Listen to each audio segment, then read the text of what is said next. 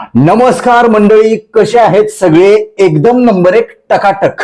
मंडळी, आज आपण या व्हिडिओमध्ये अतिशय महत्वाच्या आणि गंभीर विषयाबद्दल सविस्तर शास्त्रीय माहिती पाहणार आहोत. विषय आहे शरीरामध्ये वात वाढणे. पावसाळा सुरू झालाय. 8-8, 10-10 दिवस सूर्यदर्शन नाही. हवेमध्ये ओलसरपणा, थंडपणा आणि दमटपणा खूप मोठ्या प्रमाणामध्ये वाढल्यामुळं शरीरामध्ये वात वाढण्याची प्रक्रिया वेगानं सुरू झाली आहे आणि त्याच्यामुळे वाताच्या संबंधित असणारे जे विकार आहेत, मग पोटविकार असतील, पोट जाम होणं असेल, गच्च होणं असेल, गॅस होणं असेल, ढेकरा येणं असेल, अंग जड पडणं असेल, अंगामध्ये तीव्र स्वरूपाच्या वेदना होणं असेल, हातपाय दुखणं असेल, सांधे दुखी असणं किंवा अगोदरपासून तुम्हाला संधिवात किंवा आमवात असेल तर तो जास्त मोठ्या प्रमाणामध्ये या पावसाळ्याच्या मध्ये, थंडीच्या दिवसामध्ये खूप मोठ्या प्रमाणामध्ये वाढतो. त्याच्यामुळं आपलं दैनंदिन जीवन अक्षरशः असह्य होतं. आपल्याला कसलंही सुख लागत नाही. सतत वेदनेच्या मध्ये आपल्याला राहावं लागतं. भरपूर औषध गोळ्या घेऊन, इंजेक्शन घेऊन, टॉनिक घेऊन, सलाईन लावून, अजून काय काय करून सुद्धा आपला हा वात काही केल्या कमी होतच नाही. आणि म्हणून आजच्या व्हिडिओमध्ये आपल्या शरीरामध्ये नेमकं पावसाळ्यामध्ये किंवा थंडीच्या दिवसामध्येच वात का वाढतो, वात वाढलाय हे कसं ओळखायचं, तो वाढूच नाही म्हणून काय करायचं, आणि वाढलेला असताना तो नैसर्गिकरित्या घरच्या घरी एक नया पैसा खर्च न करता कशा पद्धतीनं कमी करायचा याबद्दल सविस्तर माहिती घेणार आहोत. व्हिडिओ पुढे न पळवता शेवटपर्यंत नीट लक्ष देऊन ऐका. प्रत्येक मुद्दा आणि त्याच्या मागचे शास्त्र समजून घ्या. अजून एक विनंती असेल, जर चॅनलवरती नवीन असाल किंवा आजपर्यंत आपलं चॅनल तुम्ही सबस्क्राईबच केलं नसेल तर आता लगेच बाजूचं बेल आयकॉनचं बटन दाबून चॅनल सबस्क्राईब करा, जेणेकरून आरोग्यविषयक अत्यंत महत्वपूर्ण, अभ्यासपूर्ण आणि शास्त्रीय व्हिडिओ तुम्हाला सहज पाहता येतील, तेही अगदी मोफत, कारण सबस्क्राईब करायला पैसे लागत नाहीत. चला तर मी तुमचा जास्त वेळ घेणार नाही. तर हो, सगळ्यात सुरुवातीला समजून घेऊया की पावसाळ्यामध्येच नेमका वात का वाढतो. कारण बघा, उन्हाळा संपला की लगेच पावसाळा सुरू होतो. उन्हाळ्यामध्ये आपल्या शरीरामध्ये खूप मोठ्या प्रमाणामध्ये कोरडेपणा निर्माण झालेला असतो. का बरं? कारण उन्हाळ्यामध्ये वातावरणातली उष्णता खूप जास्त असते, हवा कोरडी असते आणि त्यामुळे शरीरामध्ये देखील कोरडेपणा होतो. सोबतच आपण उन्हाळ्यामध्ये भरपूर प्रमाणामध्ये फॅनची किंवा एसीची हवा घेतलेली असते आणि त्याचा परिणाम म्हणून सुद्धा शरीरामध्ये शुष्कपणा, कोरडेपणा आलेला असतो. आणि शरीरामध्ये वात निर्माण होण्यासाठी दोन गोष्टी एकत्र येणं गरजेचं असतं, ते म्हणजे कोरडेपणा आणि ओलसरपणा. नेमकं उन्हाळ्यात वाढलेला शरीरातला कोरडेपणा जेव्हा पावसाळ्यात प्रवेश करतो तेव्हा पावसाळ्यातली जी काही ओली हवा आहे किंवा दमट हवा आहे किंवा थंड हवा आहे ती शरीरामध्ये जाते आणि हा कोरडेपणा आणि हा ओलसरपणा जेव्हा एकत्र येतो तेव्हा आपल्या शरीरामध्ये वात मोठ्या प्रमाणामध्ये वाढतो आणि आपल्याला वेदना सुरू होतात. आरोग्यशास्त्र सांगतं की जिथं जिथं वेदना तिथं तिथं वात. मग तुमचा शरीराचा कुठलाही भाग दुखत असे ना, डोकेदुखी असू द्या, मानपाट कंबरदुखी असू द्या, खांदेदुखी असू द्या, हातपाय दुखी असू द्या, पायाला गोळे येणं असू द्या, आग पडणं असू द्या, किंवा तिथं बधीरपणा आलेला असू द्या, आखड असू द्या, किंवा तिथं टोचल्यासारखं असू द्या, किंवा त्वचा कोरडी पडणं असू द्या, टाचेला भेगा पडणं असू द्या, डोळे कोरडे पडणं असू द्या, या सगळ्यामध्ये समजून जायचं, किंवा पोटातले काही अपचनाचे त्रास असू द्या, या सगळ्यामध्ये वात वाढल्याची चिन्ह आहेत. आणि म्हणून ह्या सगळ्या वाताच्या समस्या घरच्या घरी नैसर्गिकरित्या निघून जाव्या यासाठी 6 असे बाह्य उपचार सांगणार आहे आणि 8 असे अंतर उपचार म्हणजे पोटातून घ्यायचे उपचार सांगणार आहेत, जे तुम्हाला अतिशय चांगल्या प्रकारे मदत करणार आहेत, घरामध्ये सहज उपलब्ध असणार आहेत. कुठलाही विशेष खर्च करायची गरज तुम्हाला अजिबात नाही. त्यामध्ये पहिल्यांदा बघूया आपण बाह्य उपचार कुठले करायचे. त्यातला सगळ्यात पहिला आणि महत्वाचा उपाय आहे तो म्हणजे तुमच्या शरीराला गरम पाण्याचा शेक देणं. काय करायचं यासाठी तुम्हाला आंघोळ करत असताना थोडंसं नेहमीपेक्षा गरम पाणी वापरायचं आहे आणि हे गरम पाणी वापरत असताना त्याच्यामध्ये थोडंसं 1 चमचा 2 चमचा खडे मीठ टाकायचंय, किंवा बाजारामध्ये मेडिकलमध्ये इप्सम नावाचं साल्ट मिळतं. इप्सम साल्ट नावाचा पदार्थ मिळतो, कुठल्याही मेडिकलमध्ये मिळून जातो. त्याचा देखील 1 चमचा तुम्ही टाकू शकता जर तुम्हाला खडे मीठ नको असेल तर. आणि या पाण्यानं तुम्हाला बारीक तुमच्या शरीरावरती शेक घ्यायचा आहे. हे पाणी, या पाण्यानं आंघोळ करत असताना मात्र एक लक्षात ठेवायचं की ते पाणी डोक्यावरून तुम्हाला घ्यायचं नाही, कारण त्याचा विपरीत परिणाम केसांवरती, केसांच्या मुळावरती होऊन तुमची केस गळती किंवा डोक्याचे काही त्रास होऊ शकतात. म्हणून ते फक्त तुम्हाला टाळायचं आहे. हा शेक जो आहे तो तुम्ही एखाद्या विशिष्ट भागावरती, दुखणाऱ्या भागावरती, म्हणजे कंबर दुखत असेल, खांदे दुखत असतील किंवा गुडघा दुखत असेल तर त्याच्यावरती ह्या गरम पाण्याची मिठाच्या तुम्ही धार धरू शकता, ज्याचा शेक खूप चांगल्या प्रकारे मिळेल आणि तिथं आखडलेले स्नायू खूप चांगल्या प्रकारे रिलॅक्स होतील, वात निघून जाण्यासाठी मदत होईल. कारण लक्षात ठेवा, शरीरामध्ये वात, पित्त आणि कफ हे असणं अत्यंत गरजेचं असतं. वात असेल तर आपल्या शरीरातलं रक्त व्यवस्थित वाहतं, आपल्या सांध्याची शरीराची हालचाल व्यवस्थित होते. पित्त असेल तर आपण खाल्लेलं अन्न व्यवस्थित पचवलं जातं. कफ असेल तर आपल्या शरीरामध्ये वेगवेगळे स्त्राव जे आहेत ते चांगल्या प्रकारे स्त्रावले जातात. आणि म्हणून हे तिन्ही घटक वात, पित्त, कफ शरीरासाठी महत्वाचे आहेत. परंतु याच्यामध्ये कुठं असमतोल निर्माण जेव्हा होतो तेव्हा आजार निर्माण होतो. जेव्हा याचं प्रमाण अति होतं तेव्हा त्या संबंधित आजार आपल्याला व्हायला लागतात. कफ वाढला तर आपल्याला छातीचे आजार व्हायला लागतात, सूज शरीरामध्ये वाढायला लागते, त्याच्यामध्ये इन्फ्लामेशन व्हायला लागतं. किंवा वात वाढला तर कोरडेपणा येऊन संधिवात किंवा वेदना सुरू व्हायला लागतात. पित्त वाढलं तर पित्ताचे त्रास. आणि म्हणून या व्हिडिओमध्ये आपण वात कमी करण्यासाठीचा हा पहिला उपाय जो तुम्हाला मी सांगितलेला आहे, ज्याला आपण शेक घेणं असं म्हणतो, तर तो शेक तुम्हाला या गरम पाण्याचा घ्यायचा आहे. यासोबतच हा शेक घेत असताना तुम्ही वाळूचा, विटेचा किंवा गरम पाण्याच्या पिशवीचा देखील शेक घेऊ शकता. मात्र हा शेक घेण्याच्या अगोदर जर तुम्ही त्या भागाला तेलाने मसाज केली, कुठल्याही खोबऱ्याच्या तेलानं, तिळाच्या किंवा मोहरीच्या तेलानं, तर अजून चांगले रिझल्ट तुम्हाला बघायला मिळतील. मात्र जर तिथं खूप जास्त सूज आली असेल तर अशा वेळी तिथं जास्त न चोळता तेल लावून हलक्या हाताने फक्त चोळा आणि वरून तुम्ही त्याला अशा पद्धतीचा पाण्याचा किंवा विटेचा किंवा वाळूचा शेक देऊ शकता. याच्यामुळे तुमचा वात खूप चांगल्या प्रकारे कमी होण्यासाठी मदत होणार आहे. दुसरा बाह्य उपाय आहे तो म्हणजे मसाज करणं, तेलाने मसाज करणं. आता कुठलं तेल वापरायचं आणि किती वेळा, कुठल्या वेळेला मसाज करायची, किती दिवस करायची, तर लक्षात ठेवा, ज्या लोकांना वात जास्त नाही त्यांनी आठवड्यातून 2-3 वेळा तरी ही मसाज करणं अत्यंत गरजेचं आहे. कुठल्या तेलाने करायची? तिळाच्या तेलाने तुम्ही मसाज करा.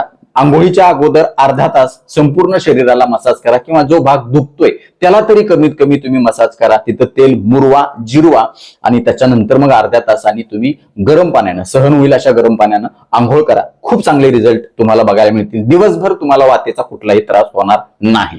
जर अजून जास्त प्रमाणामध्ये वात तुमच्या शरीरामध्ये वाढलेला असेल, थंडपणा वाढलेला असेल, सांध्यामध्ये खूप मोठ्या प्रमाणामध्ये आखड निर्माण झाली असेल, तर अशा वेळी तुम्ही तिळाच्या तेलाच्या ऐवजी मोहरीचं तेल वापरा. मोहरीच्या तेलाने मसाज करा आणि त्याच्यानंतर मग तुम्ही आंघोळ करा. याच्यामुळे देखील खूप चांगला फायदा मिळेल. तिसरा बाह्य उपचार म्हणजे तुम्ही तुमच्या अंगाला किंवा तुमच्या दुखणाऱ्या भागाला दाबून घ्या. जर तुमच्याकडे कोणी माणसं असतील तर, नसेल तर तुमच्या हाताने दाबा. स्वतःच्या हात दुखत असेल तर त्याला फक्त तुम्ही असं दाबा. खूप चांगल्या प्रकारे वात तिथला निघून जाईल. कारण वाताला प्रवाहित होणं गरजेचं असतं. वात जेव्हा एका ठिकाणी बसून राहतो तेव्हा तो धोकादायक असतो. त्याला जर आपल्याला चल करायचं असेल तर तुम्ही ह्या दाबण्याच्या प्रक्रियेच्या माध्यमातून करू शकता. रात्री झोपताना तुमचे पाय जे आहेत तुमच्या हाताने दाबा. खूप चांगले रिझल्ट तुम्हाला बघायला मिळतील. छोट्या छोट्या गोष्टी आहेत पण त्याचे फायदे महान आहेत. तुम्हाला प्रत्यक्ष करून बघितल्यानंतर याचा अनुभव आल्याशिवाय राहणार नाही. तुम्हाला डॉक्टर काय कमाल केली. तर नक्कीच हे छोटे छोटे उपाय असतात. मी नेहमी तुम्हाला सांगत असतो. तुम्हाला त्याचे फायदे देखील होताना दिसून येतात.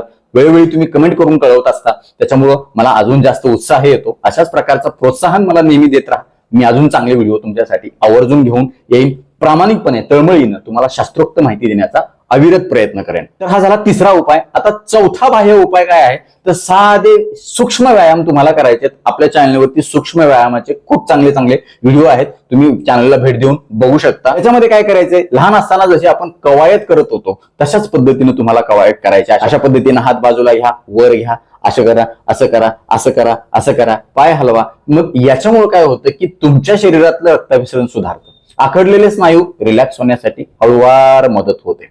आणि जेव्हा अशा पद्धतीनं तुम्ही व्यायाम करता, सूक्ष्म व्यायाम, तेव्हा वात कुठल्या कुठं पळून जातो. तो शरीरामध्ये जमा होऊन राहत नाही. पचनशक्ती देखील सुधारायला मदत होते. पचनाग्नी वाढायला मदत होते. आणि चा परिणाम म्हणून तुमचं एकूण प्राकृतिक आरोग्य जे आहे पावसाळ्यातलं ते सुधारतं. आणि पावसाळ्यात होणारे जे संसर्ग आहेत, इन्फेक्शन आहे, ती देखील कमी होण्यासाठी तुम्हाला मदत होते. पाचवा बाह्य उपचार आहे तो म्हणजे तुम्हाला गरम कपडे घालायचे. मी जसं आता स्वेटर घातले, बाहेर खूप थंडी पडली, पाऊस पडतोय बाहेर, आणि अशा वेळेला जर तुम्ही बाहेरून तुमच्या शरीराला उबदार ठेवायचा प्रयत्न केला तर तुम्हाला याचा देखील चांगला फायदा होतो. म्हणजे शरीरामध्ये थंड हवा घुसणार नाही आणि ती नाही घुसल्यामुळे तुमच्या शरीरामध्ये वात निर्माण होणार नाही. एखादा विशिष्ट भाग जर तुम्हाला दुखत असेल तर त्याच्या भोवती गरम कपडा गुंडाळा.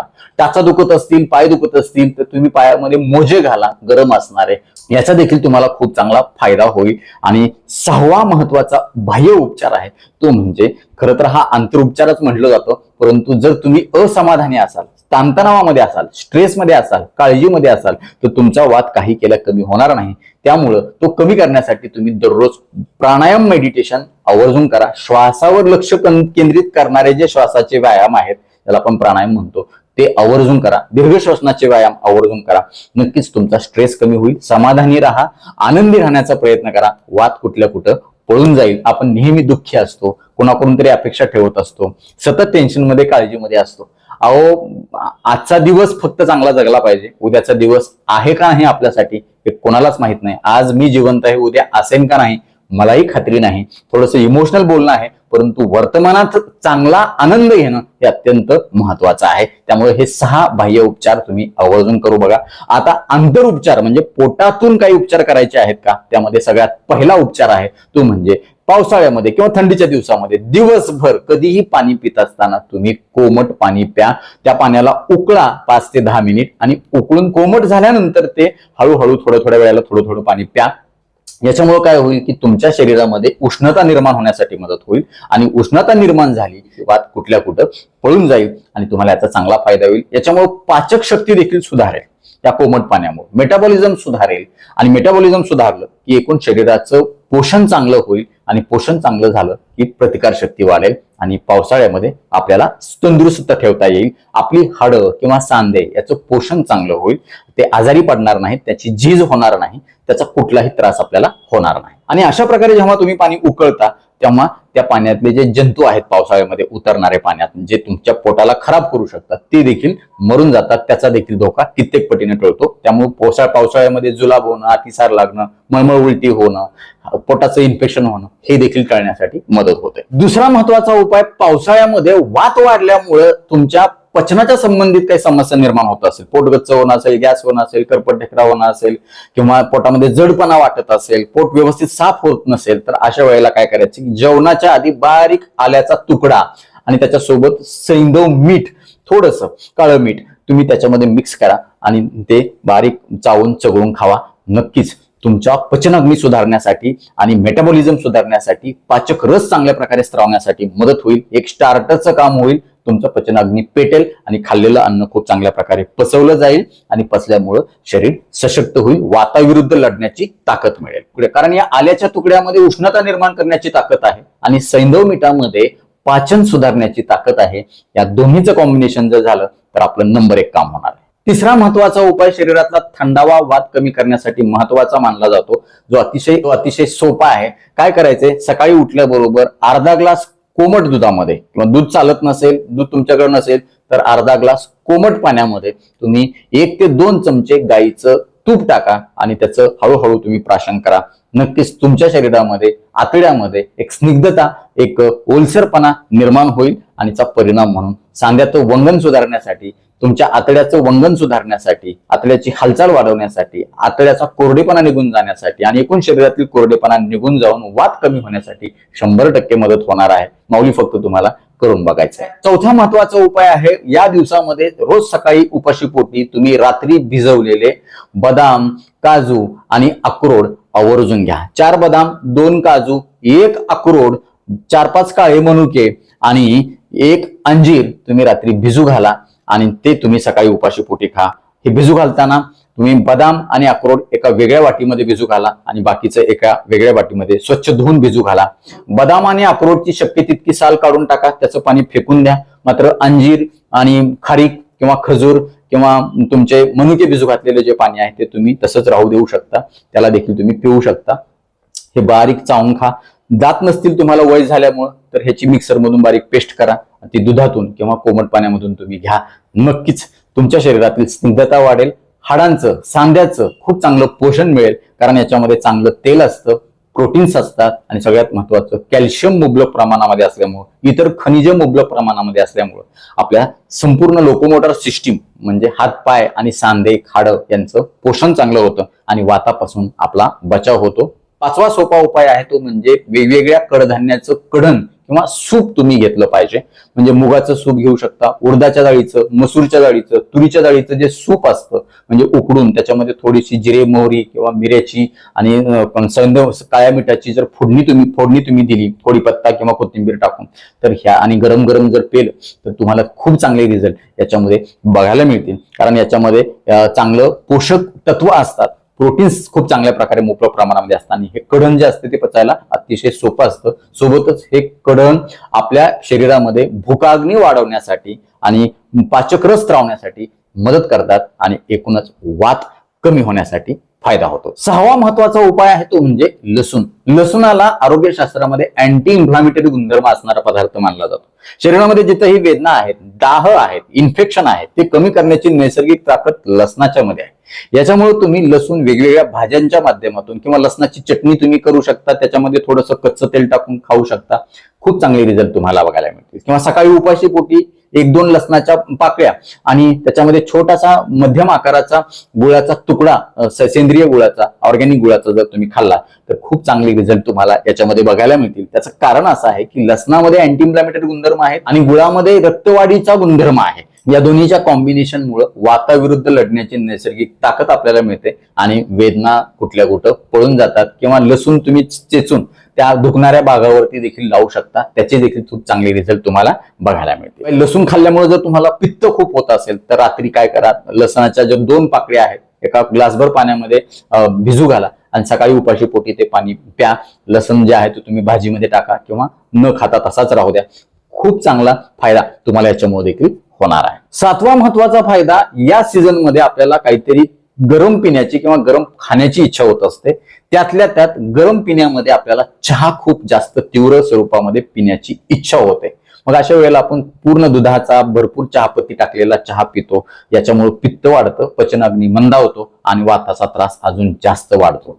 या उलट जर तुम्ही चहा प्यायचा असेल तर कमी दुधाचा किंवा कोरा चहा आणि त्याच्यामध्ये वेगवेगळे पदार्थ जे वेदनाशामक आहेत नैसर्गिक, त्याच्यामध्ये मग तुळशीची पानं अधूनमधून टाका, अधूनमधून गवती चहा टाका, एखादी लवंग टाका, दालचिनीचा थोडासा तुकडा टाका, काळे मिरे टाकू शकता किंवा आल्याचा छोटा तुकडा जरी टाकला तरी तुम्हाला खूप रिफ्रेशिंग होणार आहे आणि याचा परिणाम म्हणून तुमच्या शरीरातला वात ऑटोमॅटिक कमी होणार आहे. त्यामुळे चहा प्या, पण त्याच्यामध्ये दूध नका टाकू, बाकी सगळ्या गोष्टी ह्या आता सांगितलेल्या टाका. खूप चांगला फायदा नैसर्गिकरित्या वात कमी करण्यासाठी तुम्हाला होणार आहे. माऊली फक्त तुम्हाला करून बघायचं. आणि या सगळ्या पदार्थांच्या मध्ये गरमी शरीरामध्ये वाढवण्याची नैसर्गिक ताकद आहे. गरमी जेव्हा वाढते तेव्हा ओलावा किंवा तुमचा वात किंवा थंडपणा कमी होतो आणि वेदना सगळ्या गायब होतात.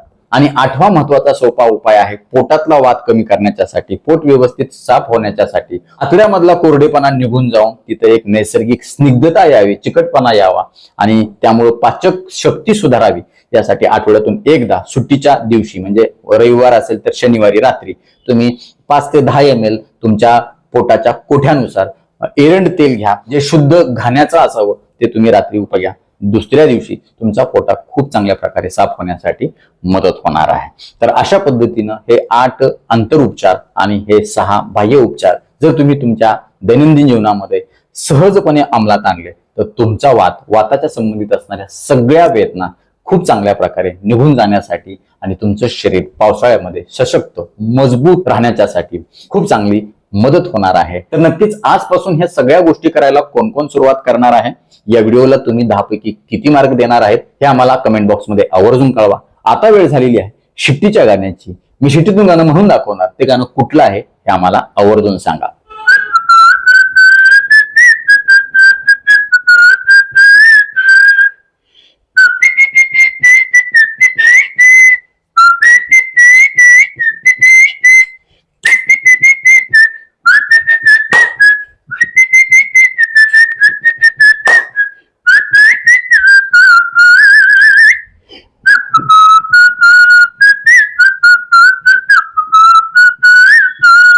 नक्कीच मित्र, हा व्हिडिओ तुम्हाला उपयुक्त वाटलाच असेल याची मला 100% खात्री आहे. व्हिडिओतली एक जरी गोष्ट तुमच्यासाठी महत्वाची कामाची वाटली असेल तर कृपया लाईकचं बटन न दाबता पुढे जाऊ नका. कारण जेव्हा तुम्ही आवर्जून लाईक करता तेव्हा आम्ही आवर्जून वेळ काढून व्हिडिओ बनवल्याचं आम्हाला समाधान मिळतं, सार्थक झाल्याचं वाटतं.